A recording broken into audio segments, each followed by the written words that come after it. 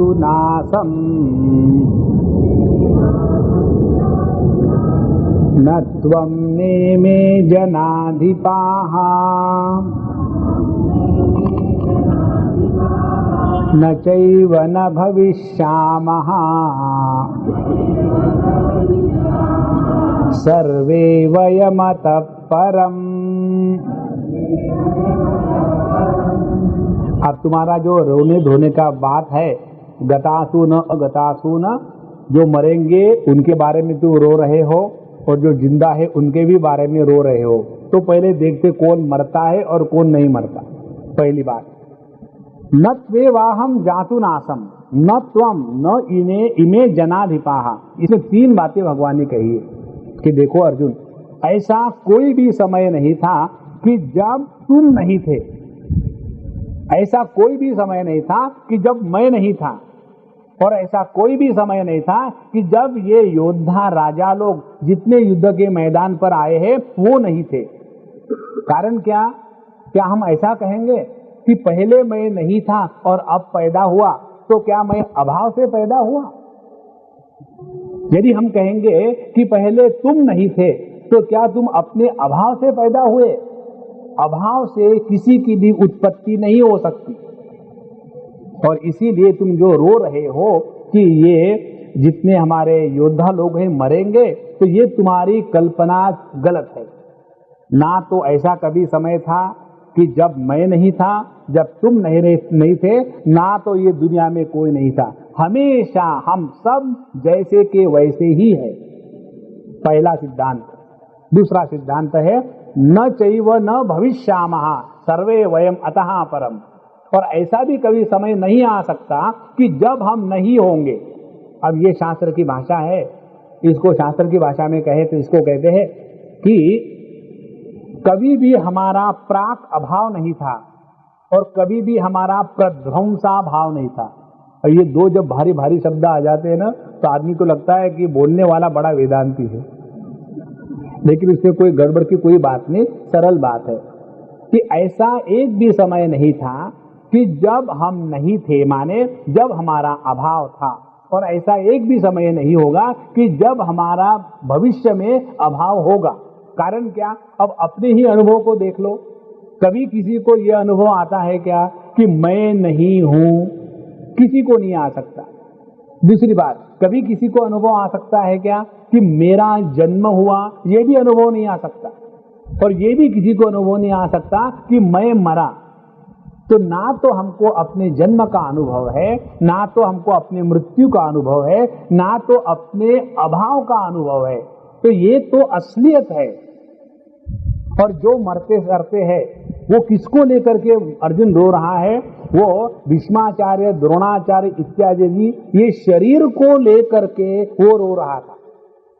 इसलिए भगवान पहले तत्व की बात बताते हैं अर्जुन को कि अर्जुन, तुम जो रो रहे हो कि लोग नहीं रहेंगे इत्यादि, ये बात गलत है। और जहां तक के शरीर की बात है, शरीर को लेकर के भी रोना कोई अकलमंदी की बात नहीं। इसलिए पहले सिद्धांत बता दिया, आप उस सिद्धांत के भिन्न पहलू बताते हैं। 12वां श्लोक, न त्वेवाहम जातु नासम न त्वं नेमे जनाधिपाः न चैव न भविष्यामः सर्वे वयमतः परम्। अब ये दूसरा सिद्धांत प्रतिपादित करते हैं, फिर उसका उदाहरण देंगे। कैसे? न तु एव अहम जातु न आसम। ऐसा कभी भी समय नहीं था कि जब मैं नहीं था, भगवान कहते हैं। फिर कहते हैं न त्वम, ऐसा कभी समय नहीं था कि जब तुम्हारा अभाव था। फिर तीसरी बात कहते हैं ये जनाधिपाः, इन्हें में जनाधिपाः, ये जितने भी राजा लोग और युद्ध करने के लिए मैदान पर आए जितने लोग हैं, ये सभी के सभी ऐसा कभी भी समय नहीं था कि जिनका पूर्ण अभाव था। और न चैव न भविष्यामः, और ऐसा कभी समय नहीं आएगा कि जिनका कभी अभाव होगा। दो बातें कही भगवान ने। पहली बात, हमको किसी को भी अपने अभाव की अनुभूति आज तक नहीं हुई है। हम अपने अभाव की केवल कल्पना करते हैं और उस कल्पना के दुख के कारण, कल्पना के भय के कारण हम दुखी हो जाते हैं। अब देखो, हम लोग अपने को हिंदू तो कहते हैं और ये भी कहते हैं कि पता नहीं पिछले जन्म के क्या कर्म थे कि इस जन्म में फिर वही पत्नी वही पति मिला। तो यदि हम ये स्वीकार करते हैं कि हमको इस जन्म में जो मिला है पिछले जन्म के कर्मों का फल है, तो उसका अर्थ क्या निकालना है? हम निकालते अनर्थ।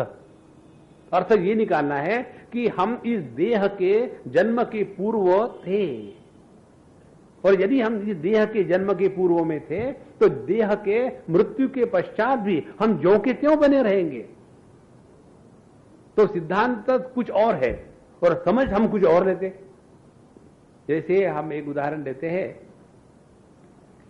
एक बच्चा है, उसको पढ़ाई में बिल्कुल इंटरेस्ट नहीं है, लेकिन मास्टर को तो पढ़ाना ही उनको, तो पढ़ाना शुरू कर देते हैं कि 2 चॉकलेट और 2 चॉकलेट माने 4 चॉकलेट। तो मास्टर को क्या पढ़ाना है कि 2 जमा 2 माने 4, ये पढ़ाना है। लेकिन बच्चे का ध्यान कहां है? चॉकलेट में। तो उन्होंने पूछा, अच्छा तुम बताओ 2 चॉकलेट और 2 चॉकलेट कितने चॉकलेट? 4 चॉकलेट। एक ने फिर दूसरे को पूछा, उसने भी कहा 4 चॉकलेट। तीसरे को पूछा 2 चॉकलेट 2 चॉकलेट कितने हो गए तुम्हारे पास? 5 चॉकलेट हो गए। बोले 5 कैसे हो गए? इनके तो 4 हो गए, तुम्हारे कैसे 5 हो गए? बोले मैं दिखाता हूं। और फिर कह रहा है देखो आपके 4, मेरे जेब में एक और था। माने वो टीचर को पढ़ाना था 2/2 माने 4, और विद्यार्थी का दिमाग था वो 4 चॉकलेट मिलेंगे, मेरे पास एक ऑलरेडी है तो 5 बन गया। तो उसका ध्यान वो गणित पर नहीं था, उसका ध्यान था चॉकलेट पर। उसी प्रकार से हमारे जो पुनर्जन्म का कर्म के सिद्धांत है, उसका तात्पर्य ये है कि हम इस देह के पूर्व थे, देह में है, देह के नाश के बाद भी रहेंगे, ये हमको समझाना है शास्त्रों को। लेकिन हम समझ के बैठते हैं कि हमको अपने कर्मों का फल भुगतने के लिए आना पड़ा है, इसीलिए सुखी दुखी होते हैं। तो हमारी कंडीशन वो स्टूडेंट के जैसी है, 2 जमा 2 माने 5। इसीलिए ना तो कभी हमको अपने अभाव की अनुभूति हुई है, ना तो कभी अपने अभाव की अनुभूति संभव है, न भविष्यामः। कितना भी ट्राई करके देखो, पुनर्जन्म का सिद्धांत यही है कि हमारा अखंड अस्तित्व है। जब हमने अपने अखंड अस्तित्व को समझ लिया है, समझने के बाद साधना करनी नहीं पड़ती। ये केवल समझदारी का ही चक्कर है या ना समझी का चक्कर है। जैसे हमने समझ लिया है कि मैं आदमी हूं, औरत नहीं हूं, तो ये समझ लेने के बाद क्या मुझे साधना करनी पड़ेगी? रोज सुबह उठने के बाद मैं आदमी हूं, औरत नहीं हूं, मैं आदमी हूं, औरत नहीं हूं, कोई जरूरत नहीं, केवल समझ की बात है। उसी प्रकार से जहां हमने अपने आप को जीव के रूप में धारण कर लिया, समझ लिया, या परब्रह्म परमात्मा के रूप में समझ लिया, तो उसके बाद किसी भी प्रकार की चिंता जीवन में आ ही नहीं सकती। तो ये सिद्धांत भगवान ने बताया। ऐसा कभी समय नहीं था अर्जुन जब तुम नहीं थे, मैं नहीं था, या ये लोग नहीं थे, और ऐसा कभी समय ही नहीं आएगा कि जब हम लोग नहीं होंगे। तो ये तो हमारा अस्तित्व अखंड है।